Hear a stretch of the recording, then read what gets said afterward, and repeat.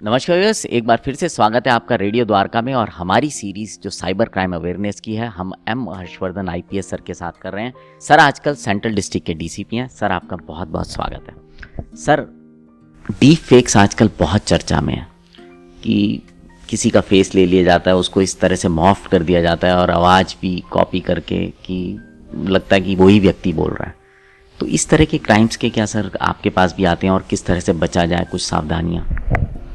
देखिए, deep fake अपने आप में एक बड़ा चैलेंज है और in conjunction with other modus operandis तो ये बहुत बड़ा चैलेंज हो जाता है।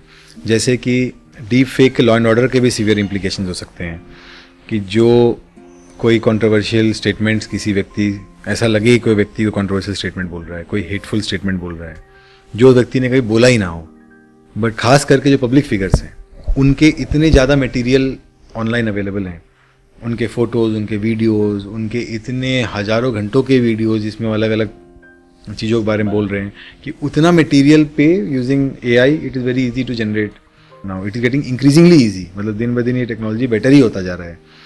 तो ये एक लॉ एंड ऑर्डर चैलेंज बन सकता है कि आपने ऐसा कुछ दिखा दिया जो एक्चुअल में बोला नहीं गया हो और उस चीज़ को लेकर लोग भावुक हो जाएँ, कुछ सिचुएशन ख़राब हो जाए, लॉ एंड ऑर्डर प्रॉब्लम हो जाए। ये एक एस्पेक्ट है।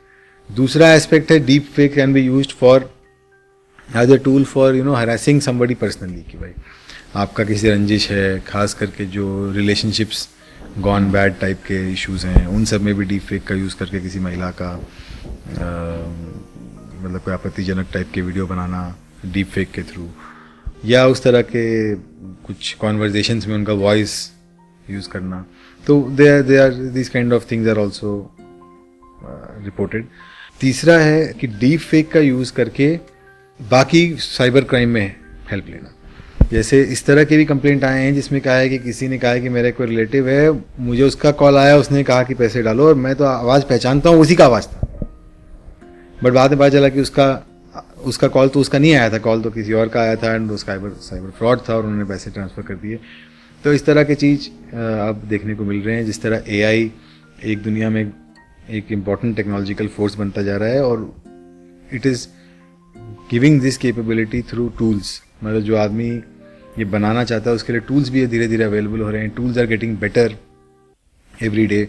तो इसकी एक मेजर चैलेंज रहेगा कि लोग जो भी चीज़ देख रहे हैं, ये तो पहले भी कहते थे कि भाई सीइंग इज़ नॉट बिलीविंग, मतलब आपको अब और ज़्यादा लोगों को डीपली चीज़ों को वेरीफाई करना पड़ेगा।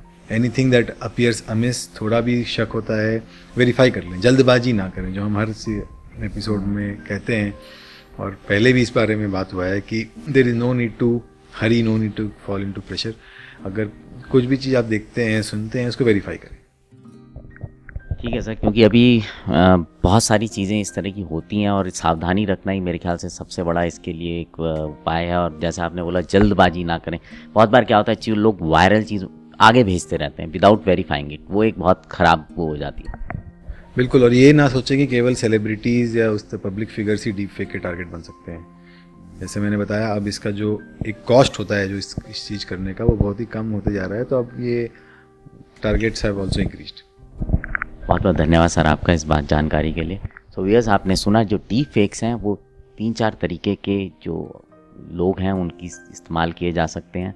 और बस सबसे बड़ी सावधानी है कि इस पर ज़्यादा जो है जल्दबाजी ना करें, इसको ज़्यादा बिना वेरीफाई किए इसको शेयर भी ना करें।